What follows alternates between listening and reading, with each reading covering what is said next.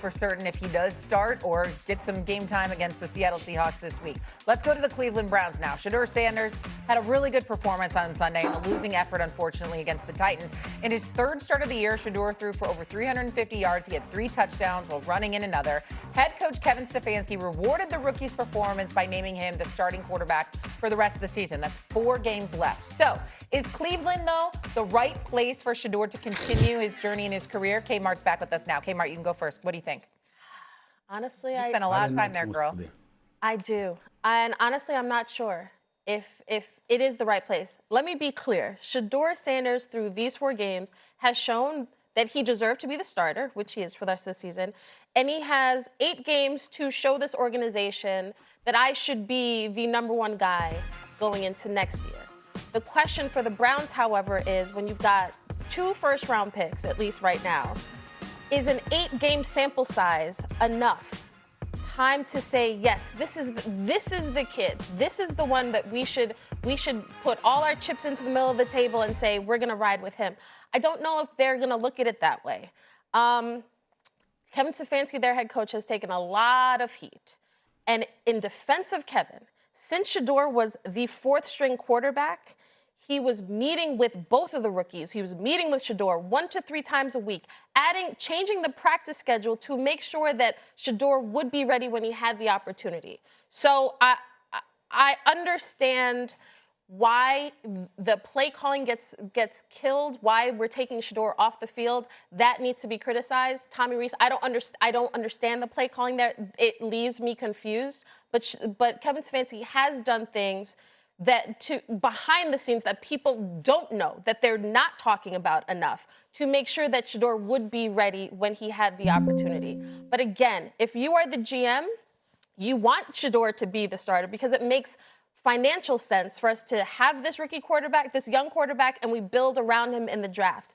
I don't know if 8 games is enough for this organization. I don't know if Before I answer this question, Kimberly, let me ask you this. Isn't Deshaun Watson due $46 million next year, and it's like an $80.7 million cap hit? Is that not true? That's why he's still here. The question right. is, yeah. I'm saying they can't get rid of him for next year. I mean, they can't do anything with Deshaun Watson before 2027. Is that not correct? Right. They can't move on from. That doesn't mean that doesn't mean he has to be the starter. He's here. Yeah, but what I'm saying is we all know that if you paying the man $46 million and he's an $80 million cap hit, you ain't gonna sit him on a bench for Shedeur Sanders. So the reason I'm bringing that up and I asked that question for confirmation is because my answer to this question as it pertains to Cleveland being the right place for Shedeur Sanders is absolutely not. I don't like the way he was treated. I don't like the procrastination in terms of getting him some reps that he needed before he was thrown into a game in the 3rd quarter when Dylan Gabriel went down. I don't like the hesitancy on the part of Kevin Stefanski in naming him the starter for the rest of this season when you know you got nothing to lose and all you're trying to find out is what he can bring to the table. I don't like him being pulled out of the game on 2-point conversions, especially when you're intending to throw the damn football. I don't like any of the stuff that I've seen in Cleveland. I don't think that's the right situation or the right scenario for him by any stretch of the imagination. And I think that the sooner he gets the hell up out of Cleveland after this season is over, the better it will be for his football career in the NFL. Marcus? Stephen A., you're right. The overall arching answer is no, it's not the right place. But it's also one of them situations where for Shedeur Sanders, if he was to become a really good quarterback in Cleveland and have a tremendous amount of success, the story would be unbelievable because this team has botched this position for 100 years, feels like. And the fact that he came in with so much adversity and the draft night and all of the things didn't go well, and he somehow, some way becomes Cleveland's starter and is able to play high-level football and have a successful time while he's there, would be unbelievable. It would literally be the answer to all of the naysayers before he came into this season. I was one, Stephen A., when we talked draft night, if you remember, me and you went toe-to-toe about Shedeur Sanders, and me saying that him not going top 3 wasn't surprising to me. Him not going first round wasn't surprising to me. And we reconnected after the draft, after that 5th round selection. And I told you, yeah, everything you said was absolutely right. Because no one should be absolved for this man going 5th in the 5th round of the NFL draft based on what he did. I thought he was a first round talent. I just wasn't shocked that he didn't get drafted in the 1st round after talking to so many people while I was at the draft. Here's the deal though. With all of the things that's worked against Shedeur Sanders, I'm proud of the young man for what he's done up until this point.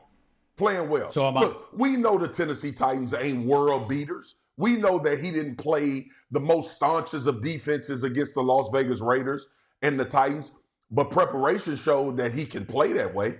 His preparation and being treated as the starter and being prepared to play showed that he can go out and execute, obviously, what they wanted him to do so. So this is about buying more opportunity after more opportunity after more opportunity. And honestly, that's the way of the NFL when you're not a top draft pick at quarterback. You don't get the benefit of the doubt. You don't get the excuses made for you about, well, let's give him more opportunities and he'll get better. I think saying Cleveland is the right place, I'm not sure if I want to go that far, but it would be a hell of a story if he balled out as the Cleveland Browns quarterback with everything that's transpired around him. I want to bring something up. I feel like this question should maybe say, is Cleveland the right place for quarterbacks? Period. We've seen the mess that's happened with Deshaun Watson. Yeah. Complete disaster with from the contract to what's transpired on the field. Kenny Pickett and Joe Flacco got first-team reps in training camp. They're not even on the team anymore. Then you have Shedeur Sanders saying he never got first-team reps. Yeah. The quarterback room had 2 rookies. They didn't know how to divide it. It's been a disaster. Shay, everything you say is right on point, and you still missed it. Let me help you out. This is the 11th starting quarterback under Kevin Stefanski in 4 years. 11. So Kimberly, when do we look? Yes, he's a 2-time coach of the year. Yeah. All right. And by the way, in the interest of full disclosure, all right, I'm very good friends with his daddy, who's an NBA executive. Okay? I've known Ed Stefanski for many, many years. I have love for this man, which is why I root for Kevin Stefanski. Okay? But the reality is, I mean, damn, when do I get to look at you? You're a head coach at 11? 11 different. Can anybody work? Go ahead, K. Mark. Anybody? So here's the Go problem. ahead, K. Mark, because I know you want to say something. The Deshaun Watson trade, that is the big albatross that has handcuffed this organization. Not just from who's our quarterback, because Deshaun didn't play well and then he got hurt multiple times, but now you gave up multiple years of first-round draft picks. So when you look at this team right now, they're playing a bunch of rookies who are playing fantastic right now. But part of the issue is that they had Deshaun Watson. That didn't work out. So you're constantly, I just feel like this organization hasn't been on the same page. There was the Dylan Gabriel and the drafting of Sheduer. I think you're looking at Sheduer like he's still there. He could develop into something, which he has, right? But you could argue when listen, I was supposed to cover the Browns in the draft this year, and when I saw them take Sheduer on top of Dylan Gabriel, I was like, this cannot work. Because you cannot develop 2 guys at the same time. And in credit to Stefanski, he tried to. Yes. Well, see, hold on, Swag. See, Kimberly, that's you being nice. And I don't knock you. You're not wrong. I'm not saying you're wrong, but it's you being nice. And here's why. I understand Deshaun Watson, $230 million guaranteed, strapping an organization. We're not talking about how the Browns look collectively. We're talking about a head coach that can't seem to get any quarterback to work for him. 11 different starting quarterbacks in 4 years? Here's when I brought up the play calling, because in the last couple of years, Kevin has been the play caller, then he's given up play calling. They had Ken Dorsey here. Now it's Tommy Rees. And so when Stefanski says all play calls, taking Sheduer, it's on me, it's like, are you the one calling that play? Because I don't understand why you would take Sheduer. But it is on him, Kimberly, because he can't find. It is on him if he can't find the right person to make the calls. I agree. The back That's and forth him. of him not calling the offense, not having ownership of what is going. It's a lot. I totally understand. It's a headache. Okay, they have 11. They had 5 Can I get in here? this year in the same quarterback room. 5. Can I get in here? Crazy. Go ahead. Can I get in here, Shay?